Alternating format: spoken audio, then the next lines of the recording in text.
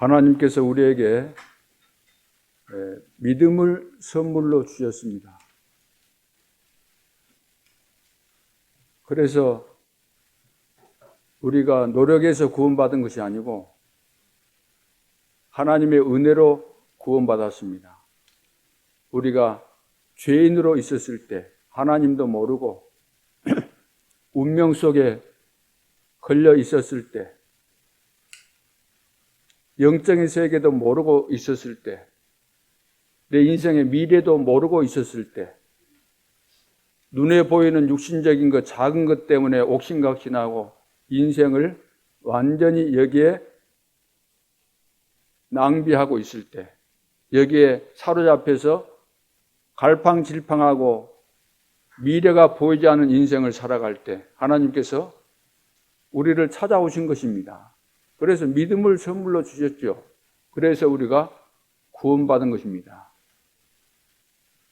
믿음으로 우리가 구원을 받았는데 이것이 선물이라고 에베소서 2장 8절에 말씀하셨습니다. 너희가 은혜를 인하여 믿음으로 말미암아 구원을 얻었나니 이것이 너희에게서 난 것이 아니요 하나님의 선물이다 그랬습니다.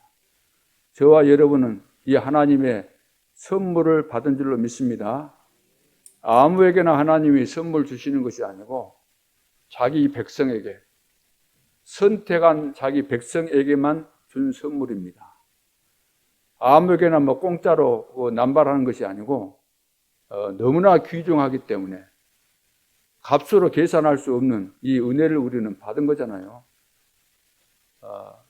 그래서 이 지구상에는 많은 종교인들이 있고 또 불신자들이 있습니다. 종교인들은 어떻게 살아가고 있습니까? 뭔가 인생이 답답하고 미래가 안 보이기 때문에 갈급하잖아요. 되는 것이 없고 늘 두렵고 떨리고 불안하고 마음에 평안이 없고 행복이 없고 답답하고 눌리고 시달리고 그러니까 견딜 수가 없기 때문에 뭔가를 찾을 수밖에 없는 거죠. 인간이기 때문에 종교성이 마음속에 있기 때문에 무엇인가 의지하고 싶은 마음이 생기게 돼 있는 겁니다. 그래서 나름대로 신을 찾는 거죠. 나의 고통을 해결하기 위해서 신을 찾는데 그것을 다른 말로 한다면 종교라고 말하는 겁니다. 근데 기독교는 종교가 아닙니다. 영적인 비밀과 이 복음을 모르는 사람들이 종교라는 틀 속에다가 집어넣어서 기독교를 종교라고 이렇게 말할 뿐이지 그 성격상, 내용상, 본질상 종교와 기독교는 엄연히 다릅니다. 비교 대상이 안 되는 거죠. 같은 부류가 절대로 아닙니다. 복음, 이것은 하나님이 우리를 찾아오셨고 절망 속에서 영원한 희망을 준 것이기 때문에 생명을 주신 것이기 때문에 복된 소식입니다. 복음이죠. 실제로 하나님이 살아계시고 우리를 영원한 구원 가운데로 축복하신 것이기 때문에 종교는 아무리 고행을 하고 사람들이 볼 때는 좋은 거죠. 좋은 것입니다.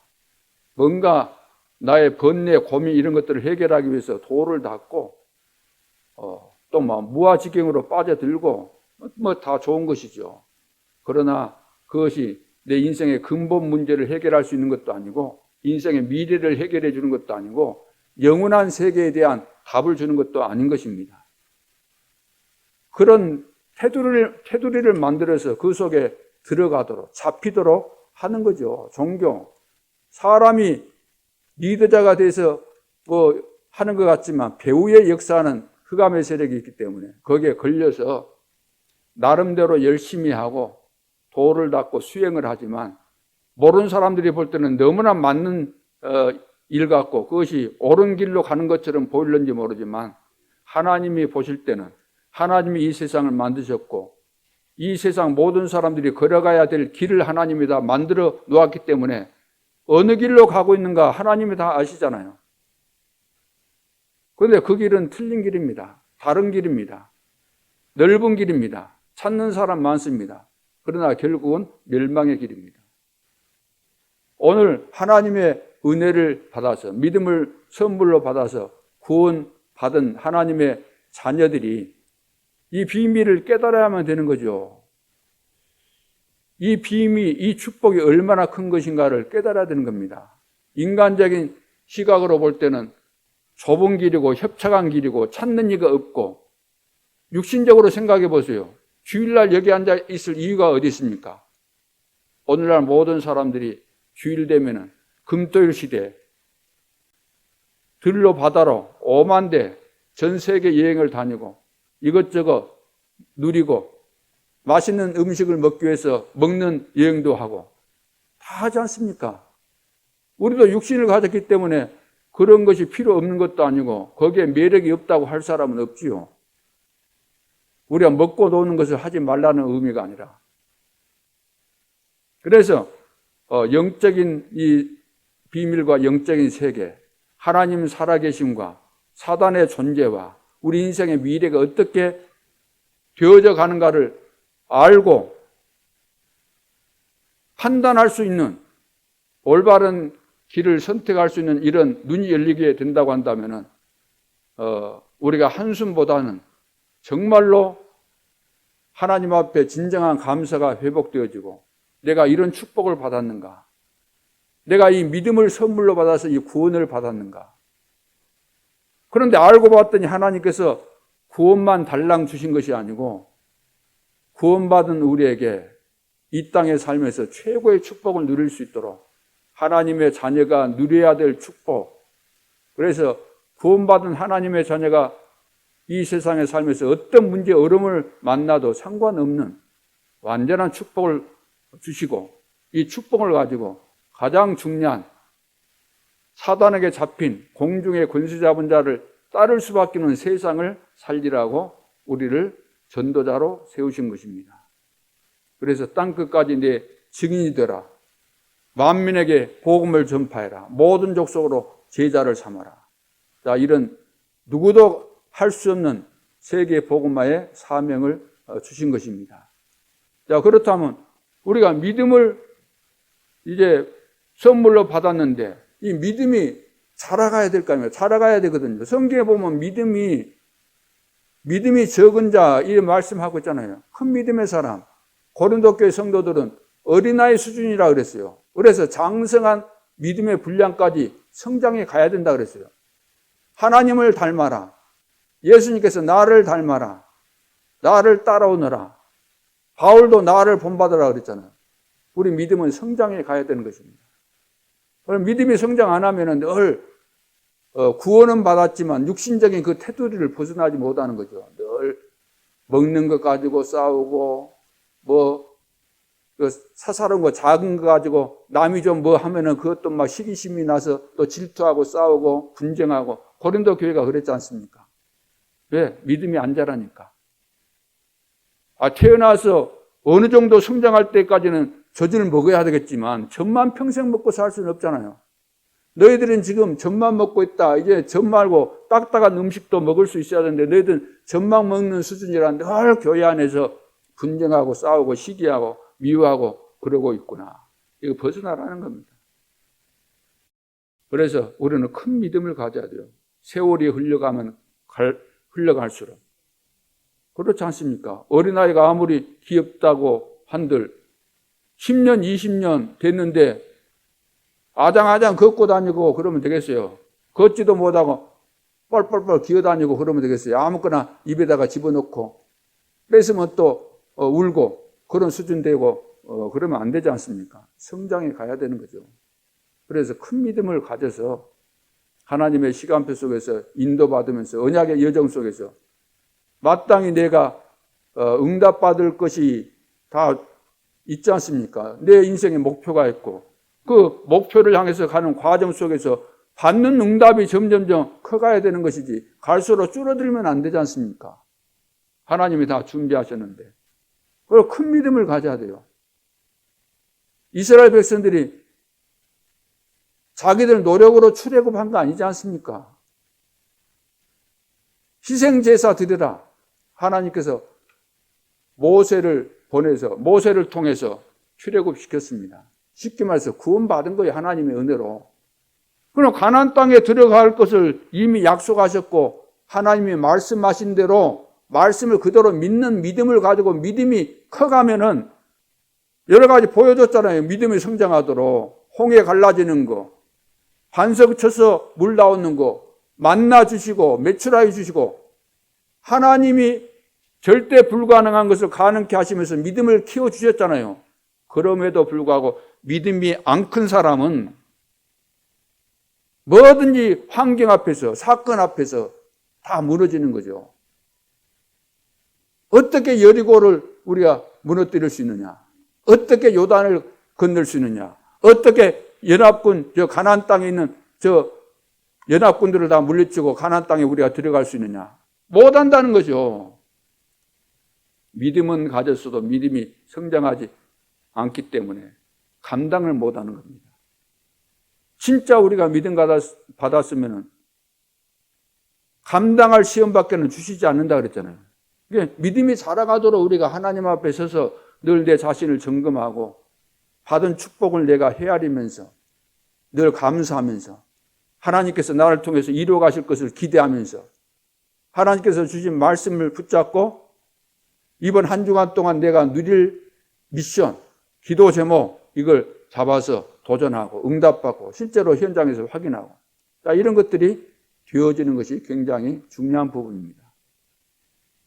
그래서 광야에 나왔는데 여호수아 갈렙은 큰 믿음의 사람이고 나머지 그 기성세대 전부 다 작은 믿음의 사람들. 결국은 세계 복음만 가나안 땅에 들어가도록 돼 있는데 두 사람밖에 못 들어갔잖아요. 여호수아와 갈렙과 이세 렘넌트들, 그들만 들어갔지 이 기성세대들은 못 들어갔다는 거예요. 오늘 우리도 신앙생활이 똑같은 겁니다. 하나님께서 우리에게 선물로 주신 이 믿음이 자라가야 돼요. 믿음으로 이기지 않습니까? 찬송가에도 있잖아요. 믿음이 이기네, 믿음이 이기네. 그래서 믿음의 역사가 일어나야 돼요. 믿음의 역사. 역사가 일어날 수밖에 없는 믿음을 가져야 되는 거죠. 이 앞주에 야고보서 사람들은 히브리서는 믿음장이고 야고보서는 행함장이다. 그 부분에 좀 강조가 된 것뿐이지 믿음과 행함이 같이 있는 거예요. 야고보서가 믿음만 강조하고 그건 행함만 강조하고 그거 아니죠. 진짜 믿음이 있다고 한다면 이런 행함이 따라올 수밖에 없다는 거죠. 그래서 히브리서 11장에 보면은 세상이 감당치 못했다 그랬어요. 왜? 믿음의 입각에서 그들이 사는 삶의 모습을 보니까 세상 사람들이 감당을 못하는 거예요. 입만 가지고 믿는 것이 아니고 믿었기 때문에 너 사랑하는 독자 이삭도 자기는 사랑하는 독자 이삭도 하나님이 바치라고 하니까 바친 거예요. 실제로 죽이려고 칼 들어 할 때 하나님께서 멈추게 하신 거잖아요. 전부 다 믿음으로. 아벨은 가인보다 더 나은 제사. 더 나은 제사가 뭐겠습니까? 하나님께서 말씀하신 그 언약대로 드린 제사를 말하는 거죠. 피제사. 그래서 우리의 믿음은 단순히 말로 끝나는 것이 아니고 우리 삶을 통해서 내가 믿는 증거를 보여줄 수 있는 자연스러운 내 삶이 되어져서 남들이 그냥 보고서 알 정도로 여호와께서 요셉과 함께 하시구나 이것을 보디발이 본 것처럼 일부러 요셉이 보여주려고 그 제스처를 썼습니까? 연기를 했습니까? 아니잖아요. 자기 믿음 따라서 사는데 하나님이 역사하시니까 보여지는 거죠. 렘넌트 7명이 다 그랬고 초대교회 성도들의 그 삶을 보고 사람들이 다 인정하면서 비아냥거리면서 한 말이 뭐죠? 저것들 그리스도인들이네, 그리스도쟁이네, 예수쟁이네 그 말이에요. 저것들 예수쟁이 인정했다는 거예요. 오직 그리스도만 말하는. 오늘 우리에게 이 믿음 회복에서 진짜 하나님 살아계신 것이 맞지 않습니까? 날마다 하나님이 나와 함께 하시고 날마다 하나님과 난 함께 동행하고 있는데 여러분들은 하나님 따로 모셔 두셨습니까? 우상 숭배하는 사람들이 밖에서 일하다가 집에 들어오면 그 대만이나 이런 데 가면은 집에다가 다 그 우상 만들었거든요. 그러면 와갖고 뭐 이리 뭡니까? 그거 꼽아놓고 뭐 향 피우면서 막 이러면서 우리가 혹시 그렇게 믿는 것이 아닌가? 하나님 24시 우리와 함께 하시는데 그렇게 믿지 말고 세상 기준으로 계산하지 마시고 내 육신대로 내가 살지 말고 육신대로 산다면 네피림 시대에 걸린 거 아닙니까? 세상 기준에 걸린 거잖아요. 네피림. 계산하지 말고 하나님 앞에 예배를 많이 드려가지고 실패한 민족이 있습니까? 하나님 앞에 헌금을 많이 들어가지고 빛의 경제를 회복 못한 민족이 있습니까? 유대인들이 그 증거 아닙니까? 가장 예배를 많이 드리고 가장 헌금을 많이 한 민족, 유대인. 세계 경제를 장악했잖아요. 경제뿐입니까? 모든 분야를 다 장악한 것이 유대인입니다. 세상 기준으로 본다면 틀린 거잖아요. 하나님께 다 바치고 시간 다, 그거 다 낭비로 생각한다면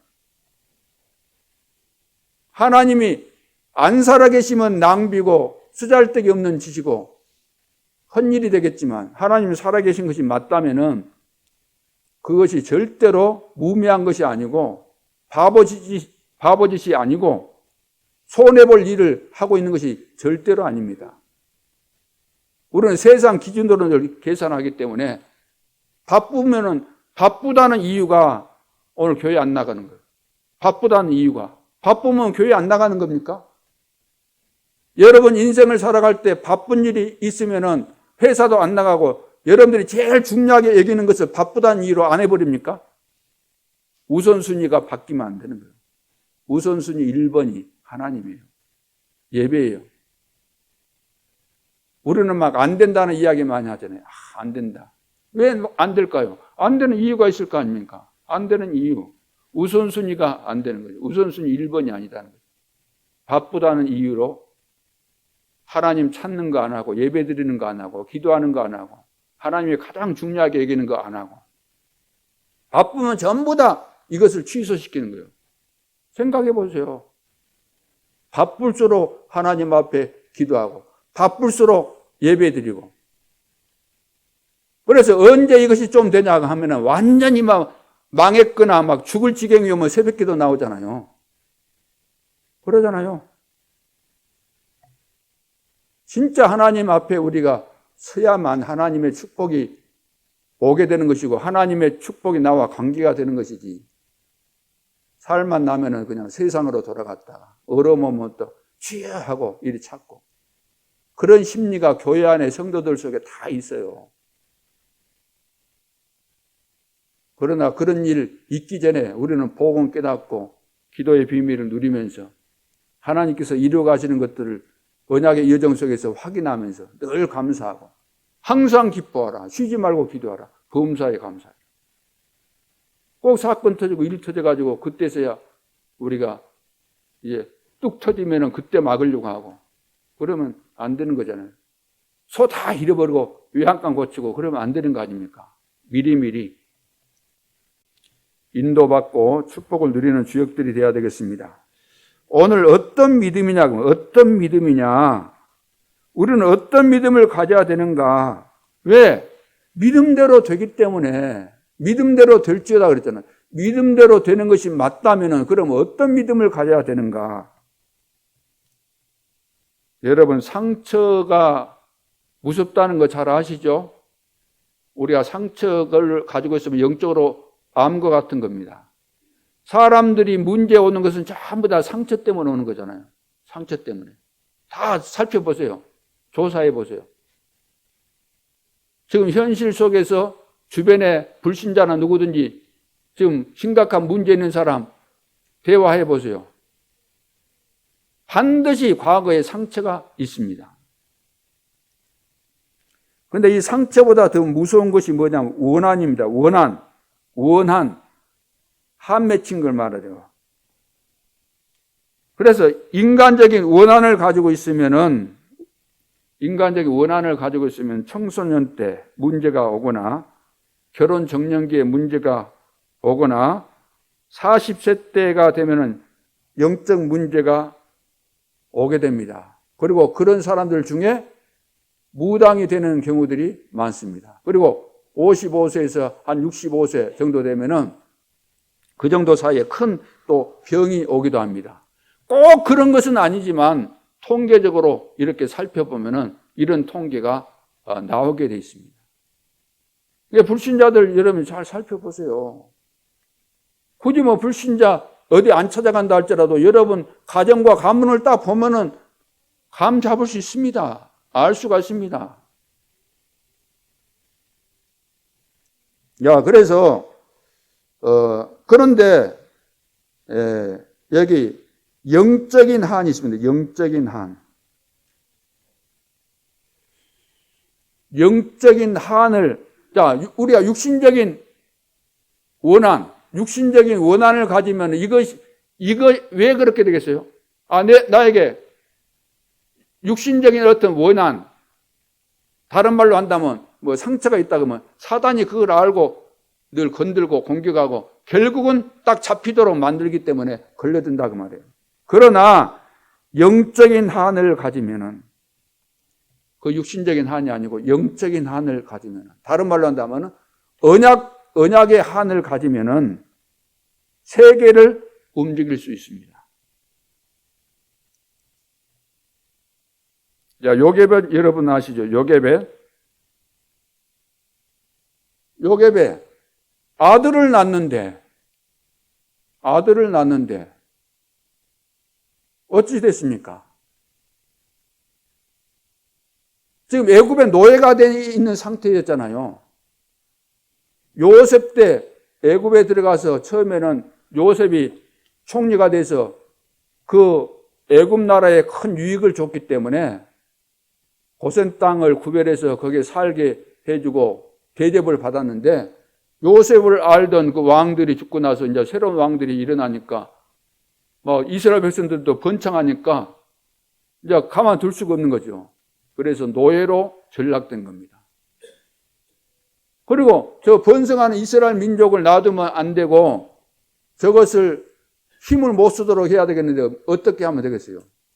남자들이 있으면 안 되니까, 그래서 이제 정책상으로 산의 아이가 태어나면 다 죽여라, 산파들에게 그렇게 다 명령하지 않습니까? 그런데 이제 몰래 아기를 낳았어요. 근데 산의 아이를 낳았어요. 그때 요게벳이 산의 아기들이 지금 다 죽게 되면 어떻게 되겠어요? 그럼 이스라엘 그 맥이 다 끊어지는 거잖아요. 그래서 육신적인 그런 욕심이 아니고 하나님 입장에서 언약적인 한을 가지고 결단을 내린 겁니다. 그래서 이 아이를 왕궁으로 보내서 이 민족을 살려야 되겠다는 그런 언약적인 한을 가지고 물에다가 띄운 거예요. 물에다가 그냥 띄운 거 아니고 계산이 다 돼 있었던 거예요. 바로의 그 공주가 늘 목욕하는 그때를 다 분석해가지고 다 해가지고 물띠에 내린 거예요. 그래 가다가 예를 들어서 다른 길로 간다면 뭐 그건 하나님이 하실 일이고 다 계산해가지고 한 거잖아요. 그건 이제 인본주의는 아닌 겁니다. 믿음을 가지고 언약적인 한을 가지고 그렇게 한 거예요. 거기서 태어난 사람이 모세 아닙니까? 한나는 처음에는 모든 사람들이 다 결혼하면은 가지는 그 사내 아이 없는 것 때문에 굉장히 막 불평하고, 분인나가 또 그 뭡니까? 첩입니까? 누굽니까? 아기를 낳는데 자기는 못 낳으니까 그 막 열받는 거죠. 그래서 신세 타령하고 그냥 막 육신적인 인간적인 이런 한이 있었는데 깨달았어요. 어느 날. 왜 하나님께서 자식을 다 주는데 나에게 안 줄까? 기도하는데 깨달아진 거예요. 이 시대 가장 중요한 나시린이 없다는 거예요. 나시린. 하나님을 진짜 믿는 그 나시린이 없다. 이걸 깨닫고 그렇다면 하나님이 나에게 자식을, 사내 아이를 주신다고 한다면 하나님께 바치겠습니다. 그래서 한을 가지고 기도했고 한을 가지고 젖대자마자 성전에 보는 겁니다. 나에게 언약의 한이 있는가? 영적인 한이 우리에게 있어야 될 줄로 믿습니다. 다윗도 봐보세요. 다윗. 어릴 때 목동으로 있었는데 사무엘 선지자가 이제 그 이새의 집에 와가지고 이제 하나님의 그 계시를 받았잖아요. 이새 이 집에 지금 내가 기름 부을 자가 있다는 거예요. 그래서 형제들 다 모아놨고 이리 보니까 막 큰 아들로 해가지고 기름 부으려고 하니까 너무나 잘생겼는데 하나님이 아니다 그랬어요. 다 없었어요. 없다 그래요. 이것밖에 없냐? 아니 지금 하나 있긴 하는데 지금 목동으로 지금 양치고 있다는 거예요. 데리고 와라. 딱 보니까 그 준비된 미래 시대 이스라엘 백성의 왕이 될 사람. 그래서 이제 기름을 부어주면서 그때 사무엘 선지자가 언약궤에 대한 비밀, 성전에 대한 비밀을 이야기해 준 거예요. 그때부터 다윗은 이 한을 가지고 있었던 거예요. 한. 그거 평생의 기도 제목이잖아요. 언약적인 한, 평생의 미션. 그래서 자기가 왕궁에 있으면서도 편치가 안 했던 거죠. 늘 나는 상하 침대에서 이렇게 편안하게 자고 있는데 언약궤는 바람 부는 곳에 있구나. 그래서 언약궤 이제 뺏겨가지고 다른 데 왔다 갔다 하고 그랬잖아요. 돌아올 때 막 춤추고 그러잖아요. 옷이 막 왕인데도 불구하고 옷춤이 막 내려가는데도 불구하고 그런 거 전혀 막 개의치 않고 얼마나 기뻤던지. 그러면서 성전을 짓지 않습니까? 실제로 자기가 지은 것은 아니죠. 성전 짓는 데 필요한 것들을 다 준비하고 미리 헌당식을 했습니다. 실제로 이것을 짓는 데는 솔로몬이 했지만 모든 것을 다 준비하고 다윗이 다 한 거예요. 이게 한입니다. 영적인 한. 그래서 다윗이 성전 짓기 이전에 그보다 더 중요하고 시급한 거. 다윗이 왕으로 있을 때 제일 막 나라가 확장되고 그랬지 않습니까? 그래서 1,000망대를 세운 거예요. 다윗 혼자서. 한이잖아, 한. 성전에 대한 한. 대단한 사람이죠. 그래서 한이 있는 사람은 다릅니다. 지금 우리 표현을 한다면 평생의 미션을 내가 받았다고 한다면 받은 사람과 안 받은 사람은 다를 수밖에 없어요. 천지 차이가 나는 겁니다. 24시가 되어질 정도로 내가 하나님 앞에서 받은 기도 제목이 있다고 한다면 또 기도 제목, 하나님께로부터 받은 기도 제목 그러니까 어느 날 갑자기 기도하고 있으면 탁 떨어지는 것으로 생각하는데 그게 아니에요. 계속해서 말씀을 듣고 편집, 설계, 디자인 하는 가운데서 이것이 정리돼서 오는 것이지. 평상시 때 예배도 안 드리고 아무것도 안 하고 있는데 어느 날 와가지고 있으니까 뭐 툭 하나님의 미션이 툭 떨어지고 그렇습니까? 다 봐보세요. 렘넌트 7명이. 다 어릴 때부터 다 이것이 준비가 된 겁니다. 교육이 다 되고 준비가 되고 그런 사람들에게 하나님께서 주신 거잖아요.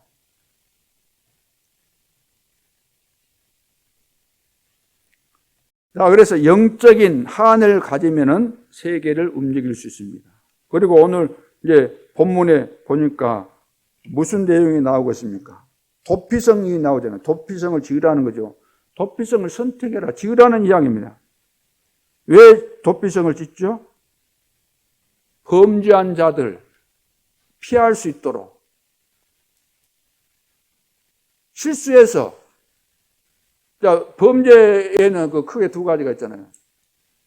그냥 상황 속에서 어떤 원한 이런 관계가 없는데 그냥 상황 속에서 벌어지는 그 사건, 살인 그런 사람이 있고 계획적으로 저거 언제 내가 죽여야 되겠다. 어떻게 죽여야 되겠다.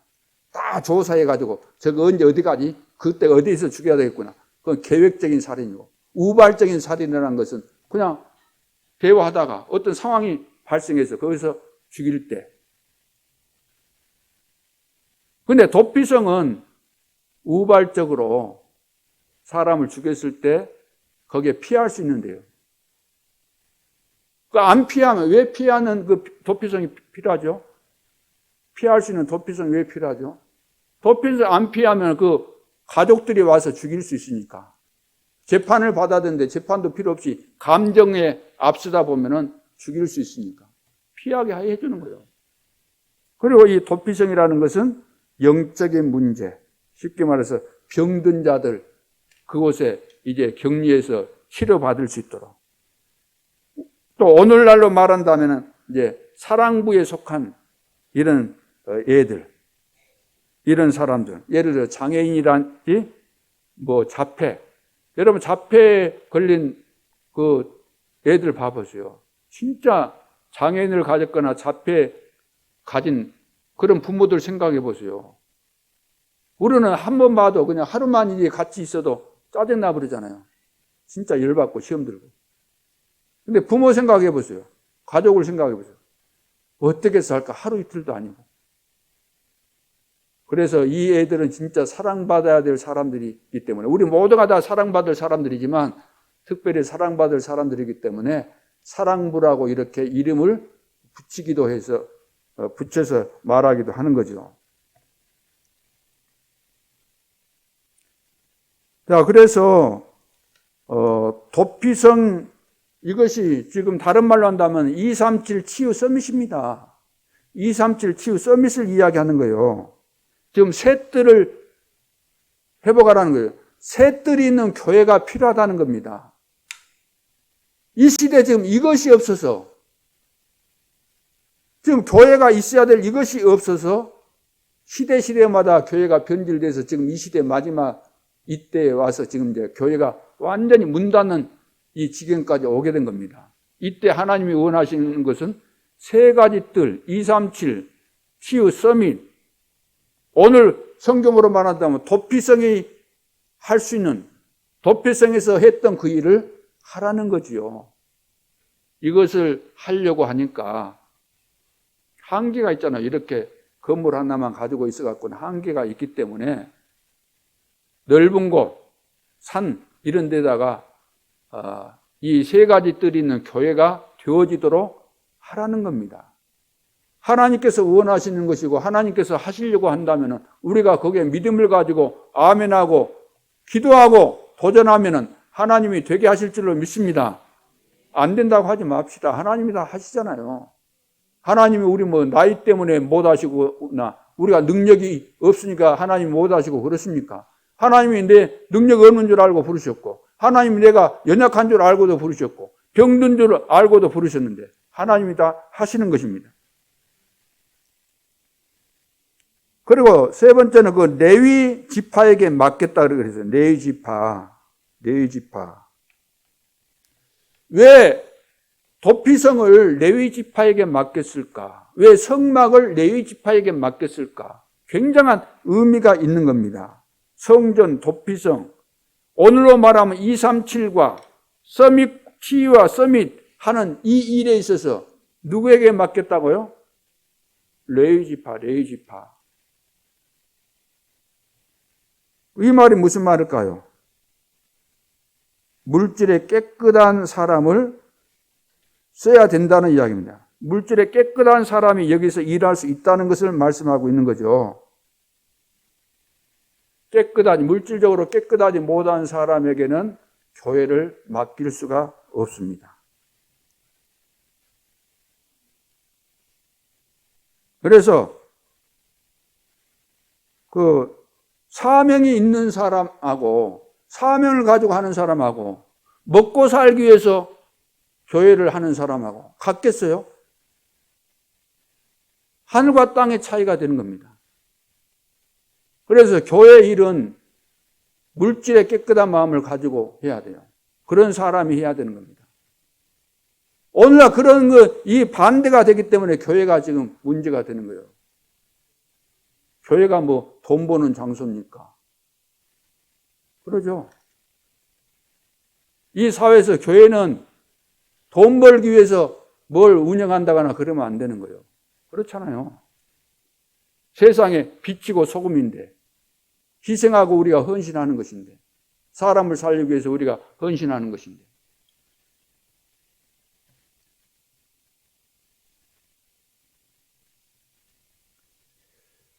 왜 이 레위 지파에게 맡겼을까?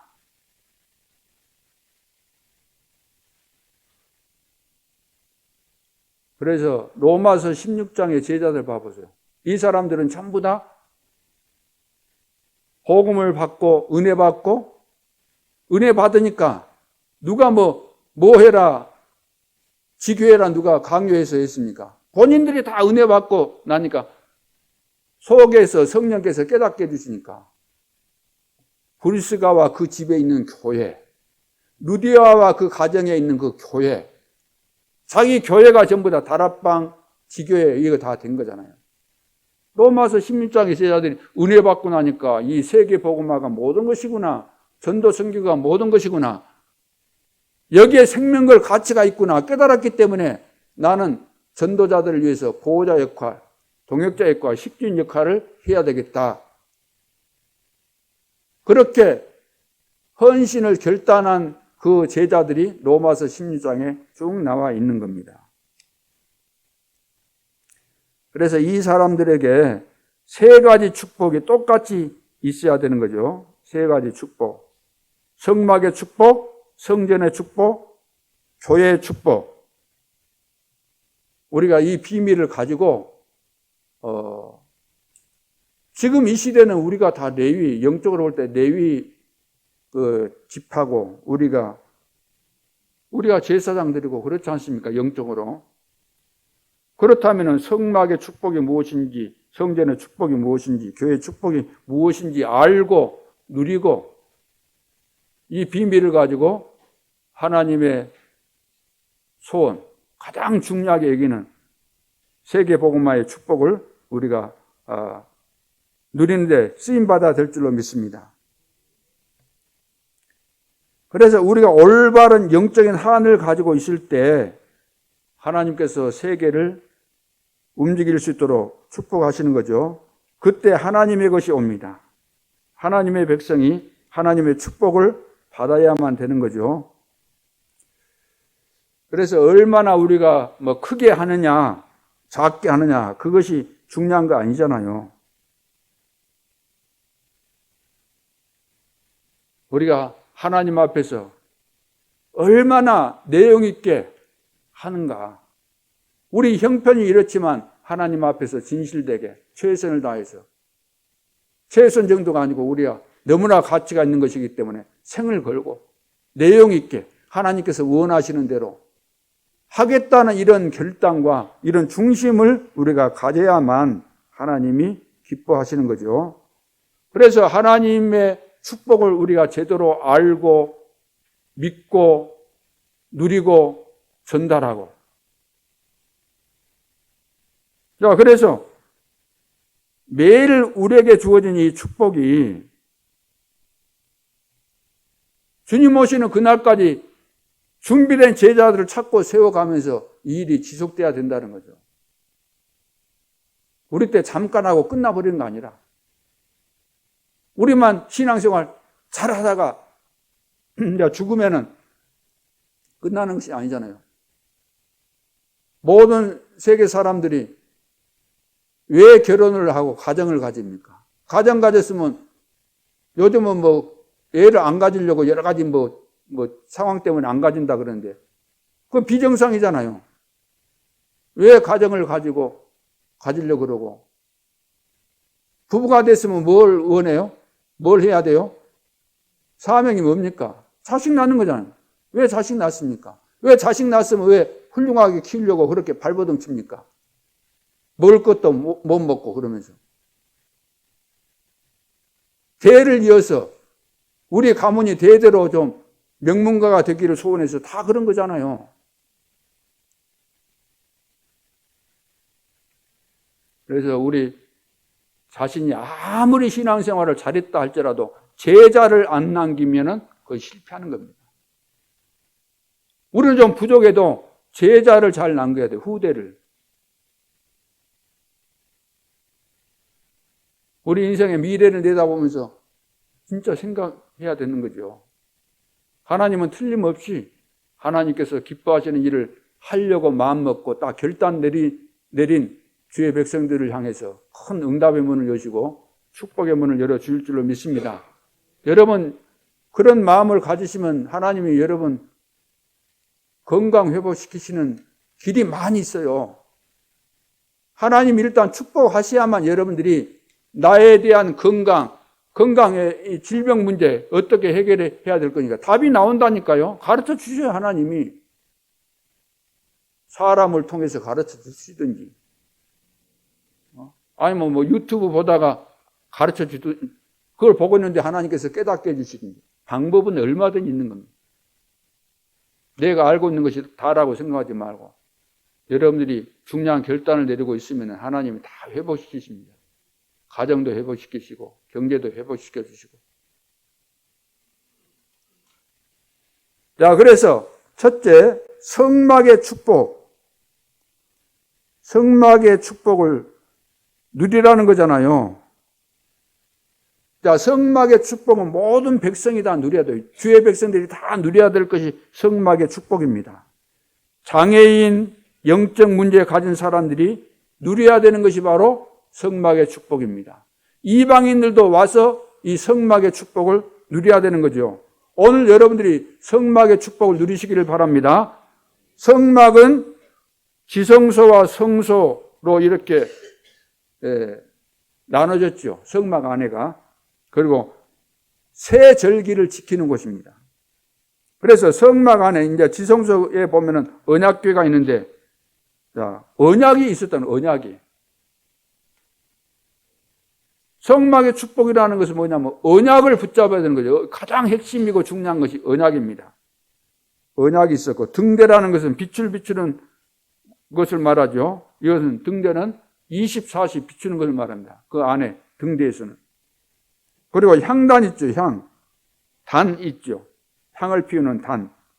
보좌로 통하는 기도의 단을 말하죠. 기도하는 것이 전부 다 금향로에 담겨져서 하늘 보좌로 올라간다 그랬죠. 요한계시록 8장 3절로 5절에 보면.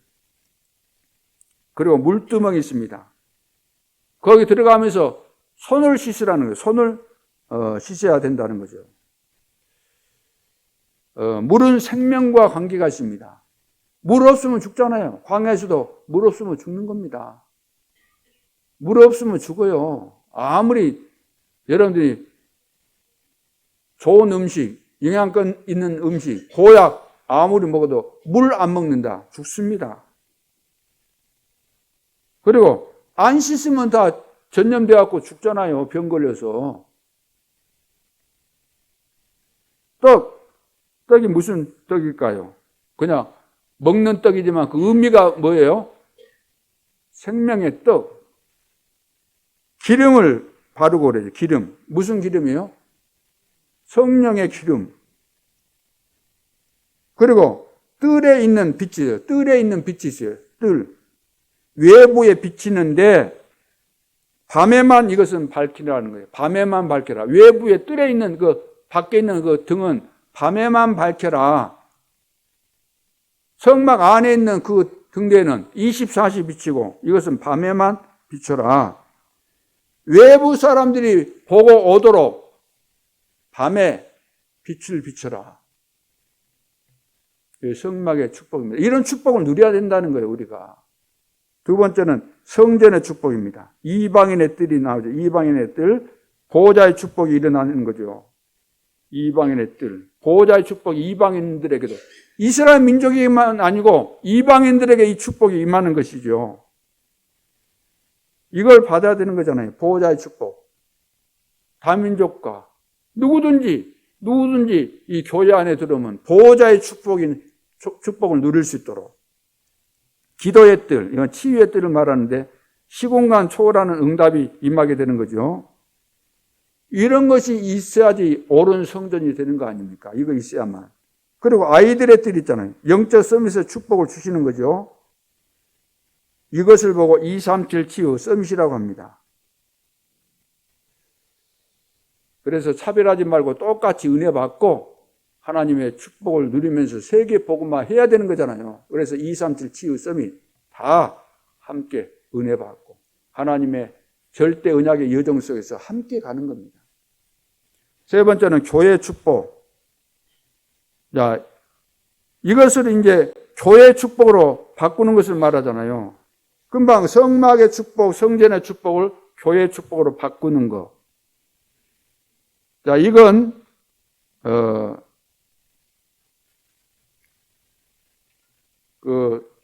이 사실도 중요하지만 더 중요한 것이 뭐냐면은,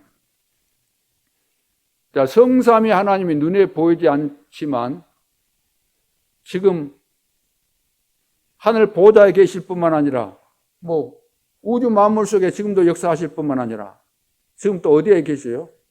내 안에 계시잖아요. 성삼위 하나님께서. 내 안에 언제까지? 영원토록 언제부터? 예수 영접할 때부터 이제 영원토록 우리와 함께 하시기 때문에 그래서 하나님의 자녀가 되는 것이고 그래서 우리의 신분과 권세가 우리에게 주어진 거잖아요. 어마어마한 축복. 우리는 망할래야 망할 수가 없어요. 망해질 수가 없어요. 이것을 우리가 늘 깨달아야 되는 것이고 깨닫고 누려야 되는 것이고 우리 후대들에게 꼭 이 비밀을 가르쳐 줘야 되겠습니다. 그리고 비밀 10가지가 뭐지요? 어디서든지 살아남는 것을 배워야 됩니다. 10가지 비밀, 어디에서든지 살아남는 거요. 광야에서도 살아남고, 노예로 팔려가도 살아남고, 감옥에 갇혀도 살아남고, 핍박받아도 돌에 맞아서 죽을 뻔해도 죽었다고 했는데도 살아남고, 포로 속국돼도 살아남고, 흩어져도 살아남고, 10가지 비밀. 발판 몇 가지요? 10가지. 절대 변하지 않는 말씀의 발판 10가지를 가지고 가라고. 그럼 흔들릴 이유가 없잖아요. 이게 어마어마한 축복인데 교회의 축복을 지금 다 모르고 있고 안 누리고 있고 알기는 아는데 실제로 내 삶 가운데 이것이 적용이 안 돼가지고 상황되면은 문제 오면은 다급한 일이 발생하면은 온데간데 없어요. 생각도 안 나요. 본능으로 돌아가요. 본능으로. 불신자 본능으로. 5가지 확신. 모든 것에 키가 되잖아요. 구원의 확신. 그 다음에 기도 응답의 확신. 그 다음에 사죄의 확신. 인도의 확신. 승리의 확신. 이것만 가지고 있어도 우리는 흔들 이유가 전혀 없는 거죠. 9가지 흐름. 싸우지 않고 승리하는 비밀. 세상의 흐름을 다 바꾸는 거잖아요. 전도 선교가 뭡니까? 흑암 문화를 다 바꾸는 거 아닙니까? 62가지 삶. 평생의 응답을 미리 받는 겁니다. 그리고 예배와 기도로 모든 것을 움직일 수 있는 사람이 되어야 되는 거죠. 예배와 무엇을 통해서? 기도를 통해서. 모든 것을 기도를 통해서. 예배를 통해서 완전한 축복을 우리가 받게 되고 예배를 통해서 예를 들어서 주일날 하나님께서 예배를 드리는데 여러분 개인에게 한 주간 응답받을 말씀을 주시거든요. 그걸 붙잡고 기도하면서 엿새 동안의 삶의 현장에서 확인하는 거예요. 하나님이 어떻게 응답하시는가, 어떻게 성취해 가시는가, 어떻게 하나님이 준비하셨는가 이걸 확인하는 거잖아요. 그래서 기도를 아는 자, 응답이 뭔지 아는 자, 흑암이 무너질 때 그 비밀이 무엇인지 아는 자,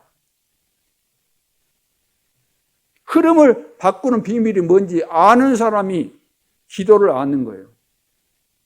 예배와 이 기도. 그래서 주일날은 예배에 집중하면서 기도하면서 예배하고 예배 끝나면은 내가 붙잡은 언약을 붙잡고 집중해서 기도하는 그런 중요한 시간이 되어져야 될 줄로 믿습니다. 결론으로 여러분에게 모든 레위인의 축복을 주신 것입니다. 레위인의 축복.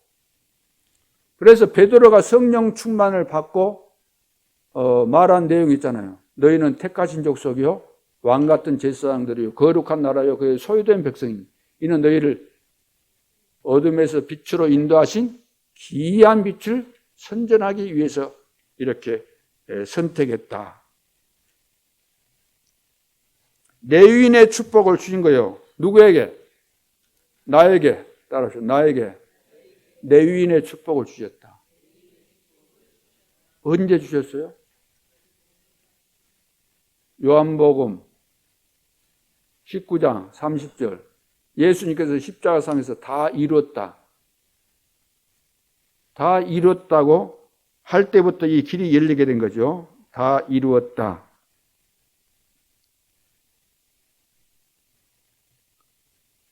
자, 왕 같은 제사장, 왕 같은 제사장. 그리고 선지자 그랬잖아요. 선지자는 아니지만, 자, 왕은 아니지만 왕 같은, 제사장은 아니지만 제사장 같은, 선지자는 아니지만 선지자 같은 그런 사람, 이런 축복을 받았다는 겁니다. 우리가. 그래서 이 세 가지를 다 보여주는 대사의 역할을 우리가 맡은 겁니다. 세 가지. 우리는 왕이 아니지만 왕 같은, 제사장은 아니지만 제사장 같은, 선지자는 아니지만 선지자 같은. 그런데 예수님은 이 세 가지를 다 가지신 거예요. 그래서 그리스도라고 말하는 겁니다. 예수가 그리스도라는 것은 예수님이 실제로 왕이시고 참 선지자고 참 제사장입니다. 그 그리스도를 내 마음속에 주인으로 영접하고 모시고 살기 때문에 우리에게 그리스도의 대사라는 이런 직분을 주신 거예요. 이런 사명을. 대신한다는 거죠. 그리스도를 대신해서 이 일을 우리가 하는 것입니다.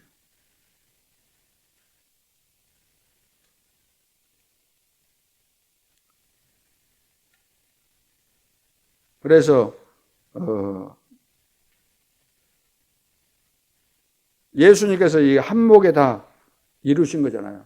구약시대 때는 왕이 있고 선지자 있고 제사장이 있고 그건 다 앞으로 이 세 가지 일을 하실 그분이 오실 것에 대해서 미리 예표로 모형으로 보여주신 거죠.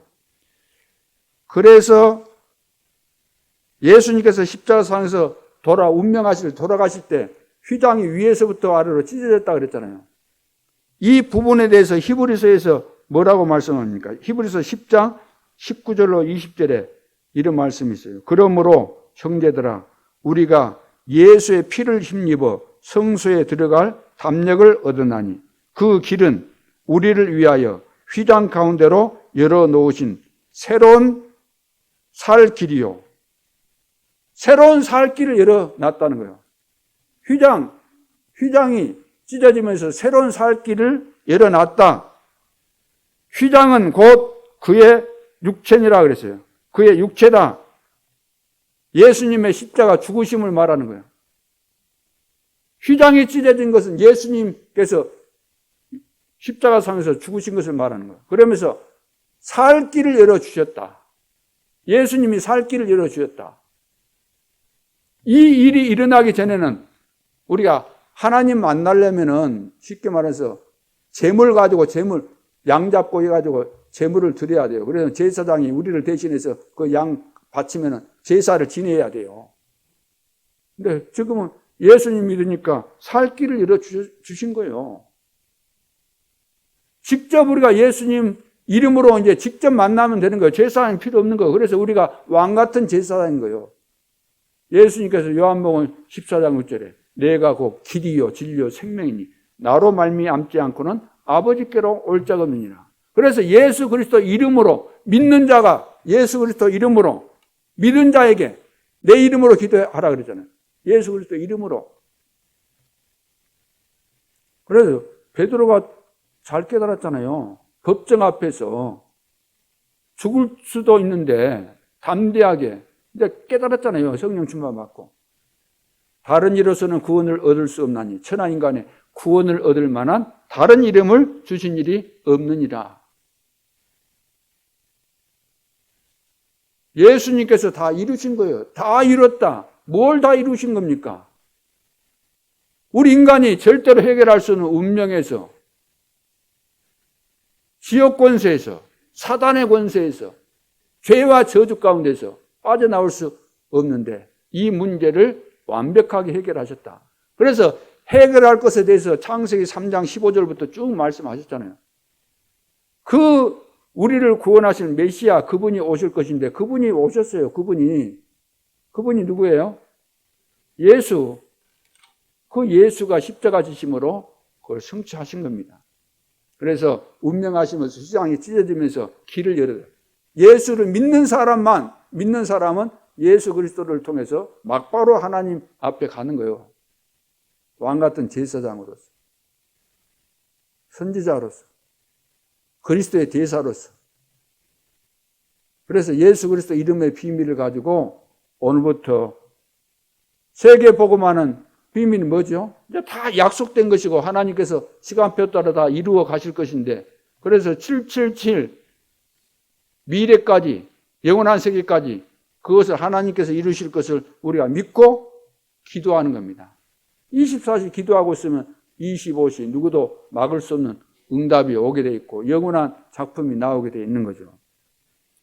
그래서 전환점, 오늘 우리 개인에게 중요한 인생의 전환점이 되어야 되겠고 우리 교회적으로도 전환점이 되어야 되겠고 여러분들이 살고 있는 지역과 그 현장에 전환점이 이루어져야 될 줄로 믿습니다.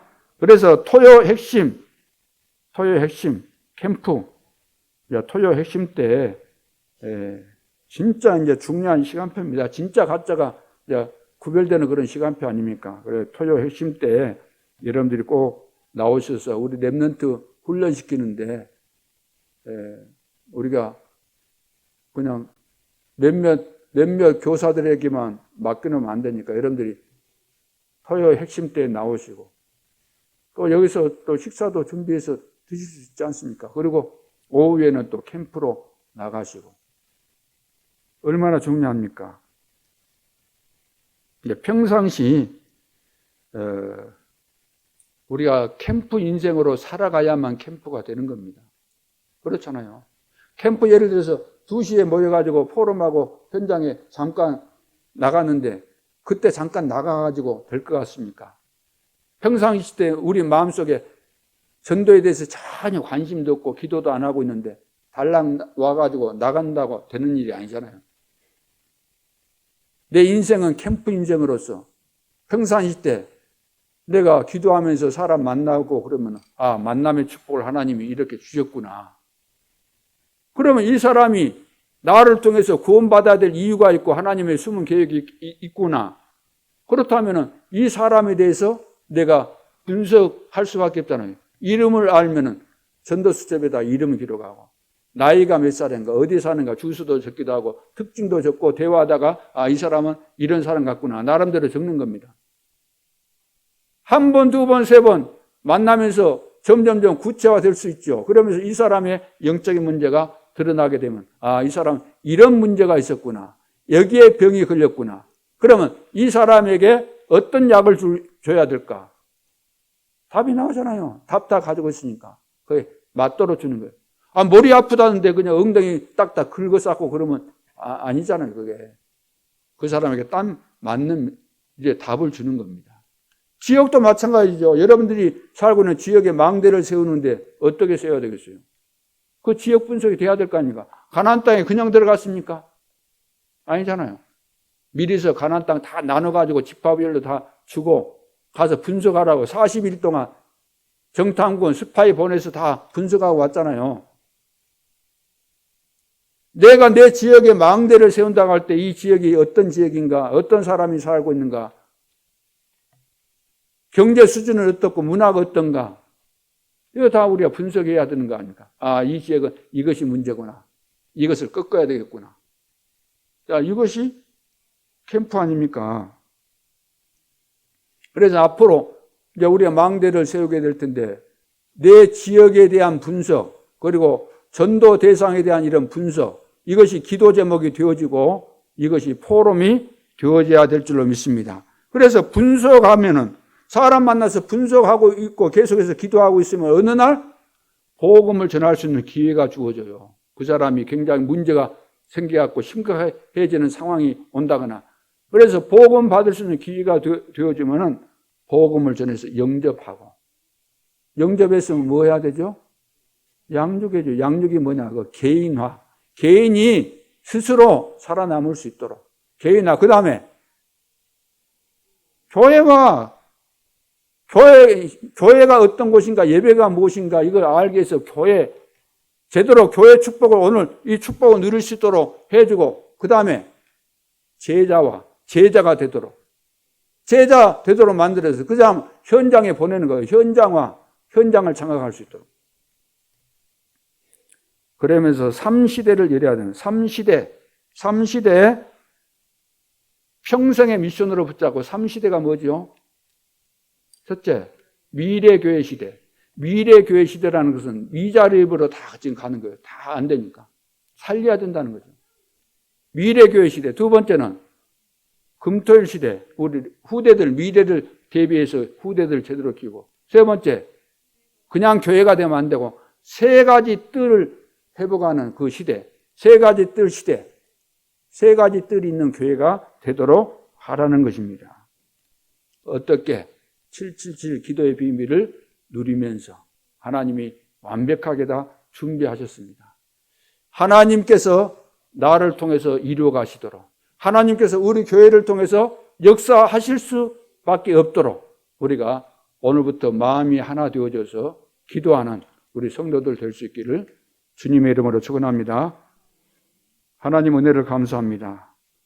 성령으로 충만케 해주시고 준비된 축복, 하나님께서 이루어 가실 절대 언약이 깨달아지게 도와주시고 큰 확신을 갖고 여기에 도전할 수 있는 결단의 믿음을 허락하여 주옵소서. 하나님은 연약하고 부족하지만 우리를 선택하신 이유가 하나님께서 다 하실 수 있기 때문에 우리를 부르신 줄로 믿습니다. 우리는 하나님을 바라보면서 우리가 해야 될 가장 중요한 것, 믿음을 가지고 언약을 붙잡고 기도하면서 하나님의 시간표 속에서 승리할 수 있도록 축복하여 주옵소서. 지금도 살아계신 주 예수 그리스도 이름으로 기도하옵나이다. 아멘.